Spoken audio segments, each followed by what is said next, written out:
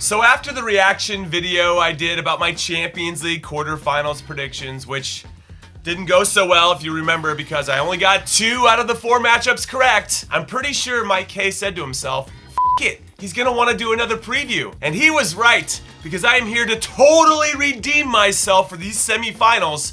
And we're gonna start with Tottenham versus Ajax first, which is the tale of 2 unlikely opponents who I don't think I've picked once to win against any of their knockout competition, which speaks to how well that they've been playing because they haven't been the favorites in any matchup so far, and not to win the group stages either. Yet, here they both are, and one of them is going to get to play in the Champions League final. But the question is, which one will it be? On one hand, we have Spurs, who despite not famously making any signings during the last 2 transfer windows, find themselves as a slight favorites heading into a Champions League semifinal. And yes, I know, it's hard for me to believe that this phrase is coming out of my mouth. Spurs are in the Champions League semifinals, and they are the slight favorites. But with the injury to their leading scorer, Harry Kane, though we could argue Spurs look better when Kane isn't on the field, as well as my choice for Spurs' most important player of the season, Heung-min Son, who is out for leg 1 due to yellow card accumulation, I'm not sure, with all due respect to Lucas Moura and Fernando Llorente,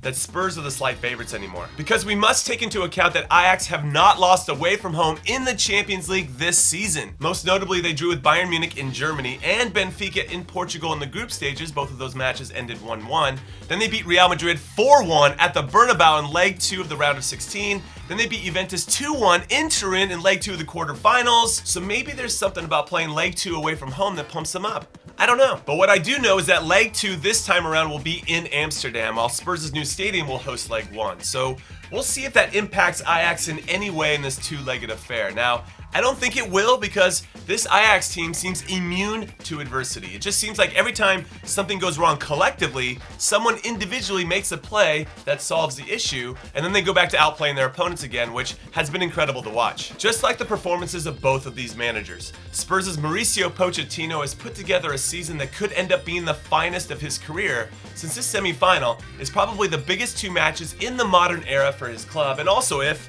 of course, Spurs can finish in the top 4 despite spending £0 over the last 2 transfer windows this season, compared to 88 million for City, 207 million for Liverpool, 81 million for Arsenal, 210 million for Chelsea, and 82 million for Manchester United over the same period. And then with Ajax's Erik ten Hag, I think he has done a tremendous job, both in Europe and domestically, of mixing young with relatively old, like his backline pairing of Matthijs de Ligt and Daley Blind, or youngsters Frankie de Jong and Donny van de Beek with Lasse Schöne, or David Neres with Dusan Tadic, and it has worked to great effect because they get that nice mix of experience with this we can beat anyone idealistic confidence that only tends to happen when you're young and brash. Plus, Ten Hag has been out-coaching some of the best managers in the game with some very smart tactics. So man, this one is tough.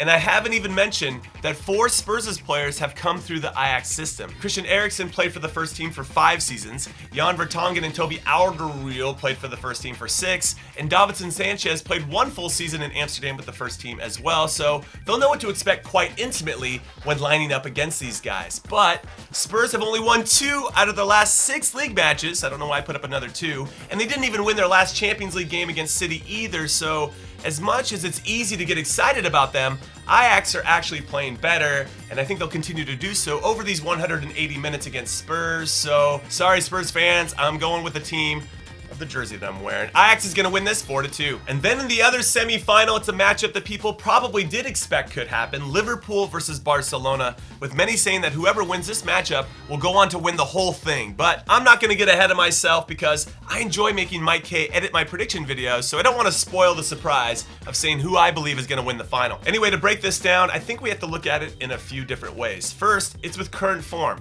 Both are on top of the table in the respective leagues, but Barcelona are 1 win and an Atleti loss away from clinching the La Liga title, while Liverpool will be in a dogfight with Man City until the very end, which makes me wonder, who actually has the advantage in this situation? Is it the team that can put all of their focus and energy into winning one competition and take it easy in the other because they've already clinched the title? Or is it the team that, since they're playing in high pressure, must win games every time they step on the field, they're going to be sharper overall, which will help them get the results needed to go through? Now that I say it out loud, and I think through it a little bit, I think you can make an argument for both. Second, it's with emotion, because I'm curious to see how Luis Suarez and Philippe Coutinho react to playing against their former club, and less in leg 1 of the Camp Nou, and more at Anfield for leg 2, because there has to be some emotion there. They're human beings. Though, I do know that they're top professionals, so maybe it won't have any impact whatsoever. But they both forced their way out after having successful stints playing for the Reds to realize their dream of playing for Barcelona, which has gone better for Suarez than Coutinho. So I wonder how they're going to feel when stepping on that famous pitch in a different kit for the first time since they left. And secondly, I'm curious to see how the Liverpool supporters will treat them as well. Now, I suspect Suarez will get treated a little bit better than Coutinho since more time has passed since he left, and because I think he was a better player for the club than Coutinho was, but maybe I'm wrong. Maybe they'll get equal adoration. Third, it's with emotion, part 2. I'm using a lot of numbers here, because with the final being in Madrid, I'm sure for many reasons, some of which are off the field, we have to believe that Barcelona would love nothing more than winning the biggest trophy in Europe in the city of their biggest sporting and political rival, so I think we'd be pretty naive if this wasn't on the minds of the Barcelona players in some capacity. Fourth, with experience, because Liverpool has most recently been here before after losing in the final last season, but for me, they're better now than they were then, and we could argue that that failure inspired them to get back to this point because they seem hungry to make things right. And of course, by not starting Loris Karius this time around, they're already giving themselves a much better chance to have success. But Barcelona and a few of their aging core players have been here before and have won a few of these trophies already, so even though they haven't made it this far in the competition since they won it all in 2015, you can't sleep on players that understand what it takes to win the biggest prize in Europe, whereas there are no players or coaches on Liverpool that can claim the same thing. So keeping current form, emotion, part 1 and part 2, and experience into consideration, and also after considering that even though things feel pretty equal between the two clubs, despite me believing that Liverpool probably have a better back four, Liverpool don't have Messi. And Messi can make a better back four look pretty dumb on most days. And given the fact that I think Messi is on a mission to win this competition, and thankfully for him, unlike when he's playing for his country, he's surrounded by players that can help him achieve this goal of his, I like Barcelona to barely squeak by a very game Liverpool team 3-2. And alright, that is it. That is all I got. So am I going to nail both of my predictions, including the scores, so that we have a Johan Cruyff derby in the final? Of course I am! Because that's what I do, and that's how I roll. So drop me your thoughts and predictions down below, and if you get them exactly right, you'll be entered to win some Warm Baller stickers. So good luck, and I will see you later.